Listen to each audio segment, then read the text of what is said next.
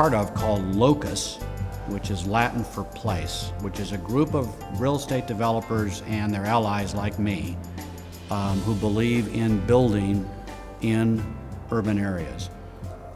Together with Smart Growth America, we're encouraging the federal agencies and the members of Congress to make sure that federal policy, whether it's budgetary policy or it's tax policy or it's regulatory policy, that it does not frustrate, that it indeed facilitates the movement of the millennial generation and some of the baby boomers back to the cities, wanting to be able to walk rather than drive between their homes, their jobs, and their places of entertainment. LOCUS has taken a leadership position to bring the voice of real estate to a conversation that's been driven primarily by environmental and social concerns. The economic benefits of multimodal, mixed-use, urban, walkable development is clear, and we're bringing a voice as to how to finance that, working with policy leaders. We're looking to Congress and the Senate to help us create the tools we need to create long, sustaining job growth in the United States. And in doing that, we're not, I think LOCUS has put together a very formidable group, a group that reaches across the United States, a group that says we are in the development business and don't look at us as greedy developers, but look at us to work with us as your partner. It's vital that LOCUS and Smart Growth America is out there, that people understand and it's visible about the work and conversations that are going on, because with the way things work in Washington, if you're not in the game, you're not in the game. If you're not there, if you're not communicating, you're not on the Hill and in these meetings and talking to people, it doesn't matter how many letters you might send from where you are. You have to be here kind of on the streets and pressing the flesh, so to speak. We have a situation where there's a very heavy thumb on the scale that tilts the market or tilts the public policy towards one way of building, drivable suburban, and yet the market is going in a different direction. So in essence, we have the market in front of public policy.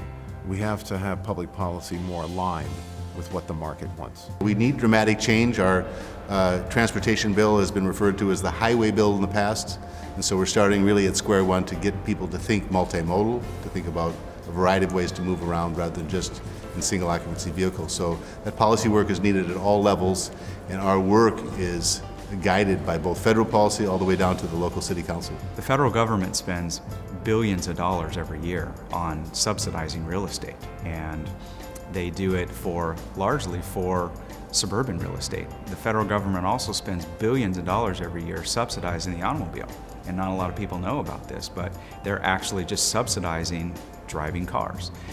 And if you want to try to, again, change the dynamic of how cities are built and how people are living and working and playing, you have to try to shift some of that subsidy. On the funding front, I believe the work that LOCUS is doing on the Hill is critical, because that shifts it and says, just make this available as a finance mechanism. We're not looking for a handout, we're looking for a way out. And the public sector has to shift just as the private sector has had to shift. We're going through the throes of change, and change is hard. And so the notion of the federal government being kind of the centerpiece of a national transportation system, perhaps that needs to shift a little bit and empower regions and localities more, where you see the growth, the urban centers, the metropolitan regions. And so what LOCUS has been advocating is really give us the tool set within TIFIA. TIFIA is the infrastructure finance authority of the federal government. Again, not a handout, a way out. If we can pay that money back over time, if we can get credit enhancement, we can access private capital to do exactly the same thing, and we can make an appreciable difference in a locality's or a region's operating system. So that focus at the federal level on transportation policy is not necessarily, we need a lot more money. I think it's a foregone conclusion. Just to maintain what we have, we need a lot more money. But perhaps doing it differently can be financed differently. And that's the shift the public sector really needs to make to support this shift in the private sector. What brought me to LOCUS? Well, number one, Smart Growth America brought me to LOCUS. There's no better organization on this planet, no better talent, no better people. And selfishly, I'm biased towards Jeff Anderson, the president, who I call the president of Smart Growth. They have uniquely drawn to them a set of passionate, talented creative people who really understand the issues, understand it whether it's in downtown Atlanta, suburban Atlanta, or Seattle, or Honolulu, or what have you. They have a national view. And so it was just a natural evolution for that organization to bring the best, most thoughtful developers who understand this as well to the table.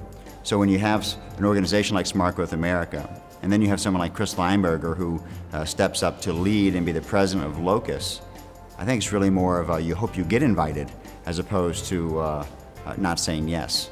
It's a fantastic organization doing fantastic work at a time that it's really, really needed.